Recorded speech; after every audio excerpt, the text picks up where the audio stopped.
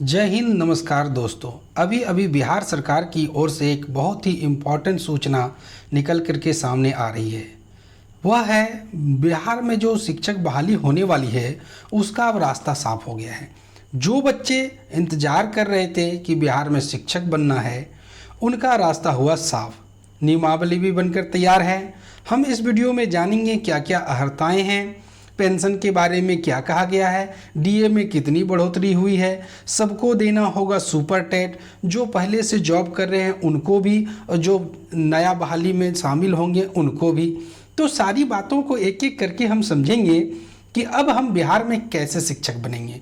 पहले जो बिहार में शिक्षक बनते थे वो नियोजित शिक्षक होते थे, जबकि इस बार जो शिक्षक बनेगा बिहार में वो एक अस्थायी शिक्षक होगा और उन्हें पेंशन भी मिलेगा और डीए भी बढ़ करके मिलेगा। तो चलिए देखते हैं कि क्या है मामला और अपनी जानकारी को आपके साथ शेयर करते हैं और आपकी जितनी भी क्वेरियां हैं उन्हें मैं दूर करते चलता हूं। तो चलिए, पहला बात है कि ये खबर आई कहां से है। तो ये खबर आई है शिक्षा विभाग से। ये जो सामने आपको तस्वीर दिख रही होगी ये है श्री एस सिद्धार्थ, भारतीय प्रशासनिक सेवा, अपर मुख्य सचिव, मंत्रिमंडल सचिवालय विभाग के। इन्होंने अभी अभी यह जानकारी दी है। आज है 10 तारीख और 10 तारीख को ही मैं वीडियो बना रहा हूं आपके लिए, इतना फास्ट। तो चलिए आप सारी बातों को एक एक समझिए कि शिक्षक बहाली को लेकर इन महाशय ने क्या महत्वपूर्ण निर्देश दिए हैं। इन्होंने कहा है कि नियमावली का नाम क्या होगा। तो इन्होंने जो सबसे पहली बात कही है कि ये जो नियमावली होगी बिहार राज्य विद्यालय अध्यापक नियुक्ति, स्थानांतरण, अनुशासनिक कार्रवाई एवं सेवा शर्त नियमावली 2023 कही जाएगी। ये बात आपने समझा। अब आप देखेंगे अब शिक्षक होंगे राज्यकर्मी। पहले नियोजित शिक्षक होते थे। देखिए, नियोजन और नियुक्ति में जमीन आसमान का फर्क है। नियुक्ति शिक्षक को बहुत सारी सुविधाओं का लाभ मिलता है, जबकि जो नियोजित शिक्षक हैं, अभी जो 6वां चरण हुआ था, उन्हें बहुत सारे लाभ नहीं मिल पाए हैं। उनकी सैलरी भी कम होती है, जबकि नियोजित शिक्षक जो कि नियुक्ति शिक्षक अब होंगे वो जो राज्यकर्मी कहे जाएंगे उनकी सैलरी भी बढ़ेगी। इसके तहत अब जो भी नियुक्तियां राज्य सरकार शिक्षकों की करेगी, अभी बात कर रहा हूं सिर्फ शिक्षकों की, वह अब राज्यकर्मी होंगे। यह एक बहुत बड़ा निर्णय है। अगला है कि अब नियुक्ति कैसी होगी। तो पहले जो शिक्षक नियुक्ति होती थी वो पंचायत स्तर पर, प्रखंड स्तर पर और जिला स्तर पर। तो इन्हें पंचायत शिक्षक, प्रखंड शिक्षक और जिला परिषद शिक्षक के नाम से जाना जाता था और उसी नाम से ये नियुक्ति होती थी। अब जो भी नियुक्ति होगी वह राज्य सरकार के एक अलग अर्हता परीक्षा आयोग के माध्यम से होगी, जैसे कि बीपीएससी हो सकता है या कोई हो सकता है। कहने का मतलब अब जो शिक्षक नियुक्ति होगी वो आप सुपर टेट के माध्यम से होगी। चलिए आगे और बताता हूं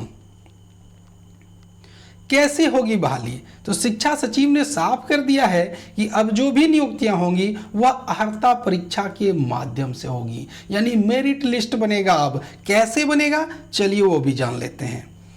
तो उसके लिए हम पहले ये जानेंगे कि इसके लिए अर्हता क्या है या पात्रता क्या है, कौन बन सकते हैं। तो उसके लिए आप कुछ बातों को जान लीजिए। पहला बात तो यह है कि वो भारत का नागरिक होना चाहिए, वही बन सकता है। दूसरा, बिहार का स्थायी निवासी होना चाहिए, यानी दूसरे राज्य के लोग नहीं बन पाएंगे। इसके बाद या तीसरा पॉइंट इंपॉर्टेंट है, एनसीटीई के अनुरूप योग्यता निर्धारित होनी चाहिए। यानी एनसीटीई क्या कहता है, डीएलएड के लिए क्या, 1 to 5 शिक्षा के लिए, 6 to 8 शिक्षा के लिए जो भी होता है निर्धारित, वो एनसीटीई निर्धारित करते उसी के अनुरूप होनी चाहिए।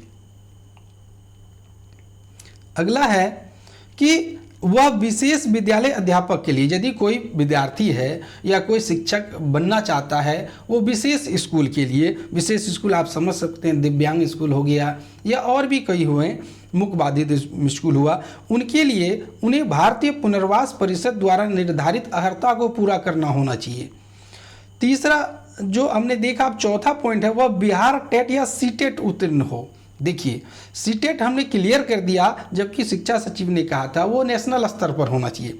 तो बिहार में दो ही प्रकार के टेट होते हैं, या तो टेट बिहार वाला बीटेट या सीटेट। तो सीटेट देश स्तर पर होता है कि नहीं, नेशनल स्तर पर। तो दोनों में से एक होना चाहिए, पहली अर्हता।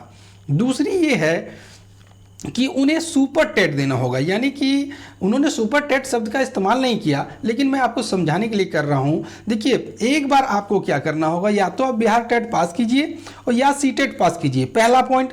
दूसरा पॉइंट ये कहता है, जब आप बिहार टेट या सी टेट पास कर लेते हैं तो आप ये अहरक परीक्षा में बैठ पाएंगे, यानी सुपर टेट में आप बैठने के काबिल हो जाएंगे। उसके अलावा जो भी हमने जानकारियाँ दी वो भी लागू होंगी।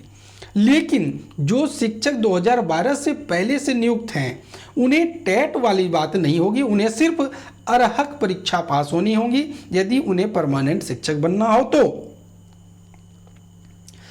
अगला पॉइंट है अर्हता परीक्षा, यानी सुपर टेट पास करने के बाद ही बहाली होगी और किसी माध्यम से बिहार में बहाली नहीं होगी।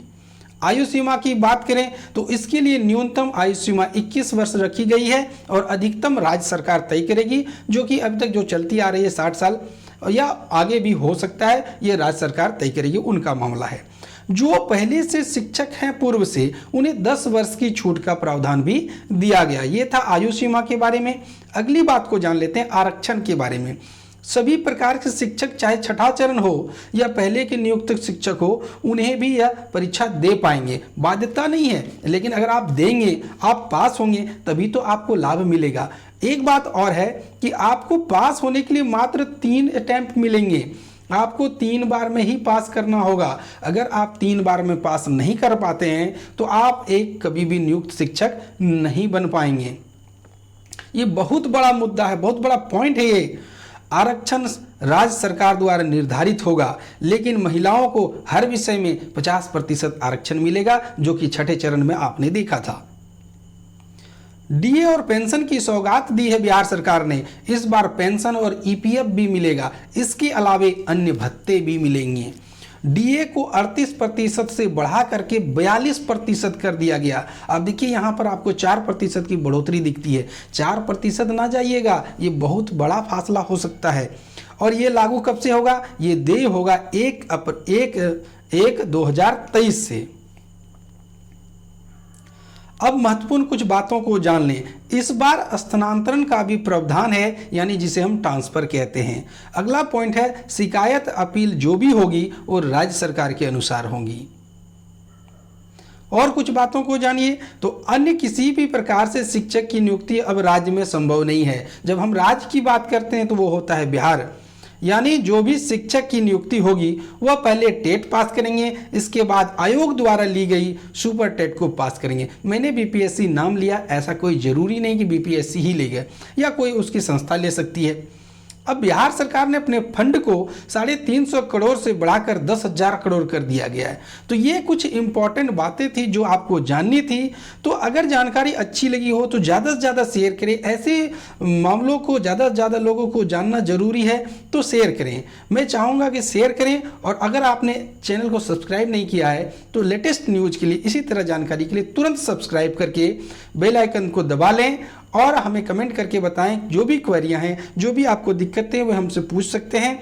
और वीडियो पसंद आई ही होगी तो इसके लिए लाइक कर दें। तो जल्द ही मिलते हैं अगले टॉपिक के साथ, तब तक के लिए धन्यवाद।